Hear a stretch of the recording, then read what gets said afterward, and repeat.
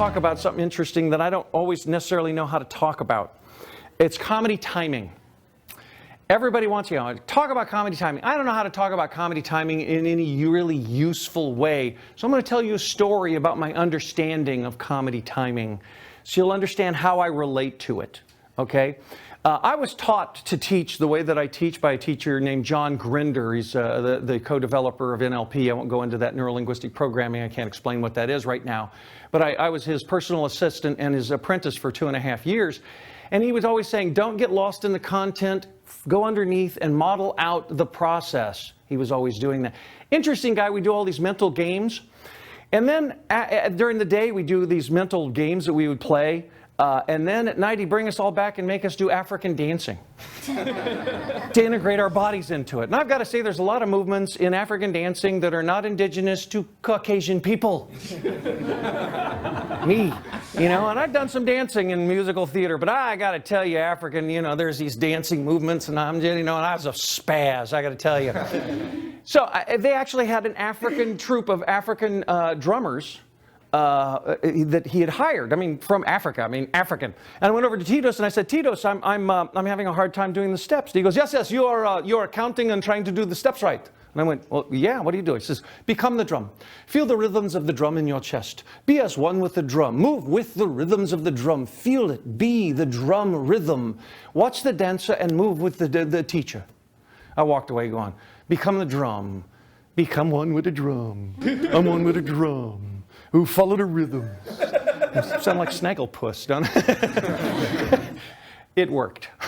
It's the spookiest thing in the world. You start feeling those drum rhythms, you hear going, wow, that's really spooky. You start doing the steps, you start following them. A couple months later, I got pretty good at Africa. I'm not great, but I'm doing okay for a white boy. Okay, I'm doing all right. I go to Titos and I say, yeah, I'm doing the dancer steps better. He goes, yes, you're actually moving now. It's good. I said, can I drum with you? And he goes, yes. He gives me this little drum and this weird little syncopated rhythm thing. It took me a while to get it. I'm just drumming away over here. And finally, I got this rhythm that he wanted me to get. Here was the spooky part. This troupe of 5 drummers in unison would change tempo. And I couldn't figure out who was giving the cue. They would speed up and slow down, speed up and slow down, slow down, slow down, speed up, slow down, speed up, slow down, speed up. And I'm like trying to catch up. I'm looking at who's giving the cue. Afterwards, I went over to Tito, said, I finally got the rhythm. He goes, yes, you did quite good. I said, but who's giving the cue for the tempo change? He said, oh, yes, that. We are following the dancers. So,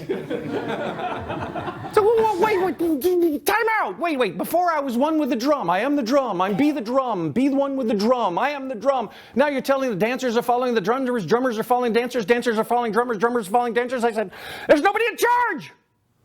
And he said, you got it. Got what? Got what? What do I got? I feel like I'm, at the forum or something. You're supposed to get something. It took me a while to figure it out. Here's what it was. From my years of doing comedy, my living at comedy for 10 years, and I realized that as a comedian, you put your information out there, you put your material out there, and it affects the audience. And they laugh or don't laugh, and that has an impact on you. And that should adjust how you then interpret and put out the next piece of information. And then it affects them, and you affect them, they affect you, you affect them. And the most important thing about stand-up comedy is the relationship with the audience. It's a feedback loop. You see, you're not doing stand-up comedy. It's not a solo act. It's not something you do by yourself. It requires an audience. You're in a feedback loop with this audience. And the interesting thing about it is the timing is in that.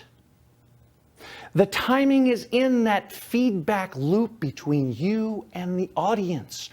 Therefore, it is different every time because the audience is different. You're in a different place. The rhythm is a little bit different. You're affecting them. You're adjusting. It's different every single time. Comedy timing is made up in the present, in this relationship with the audience. So therefore, it must happen instantaneous. It happens in the moment and then it's gone forever. So how do you talk about something like that? You can't. You can't talk about it. You see, comedy timing is in that relationship between you and the audience.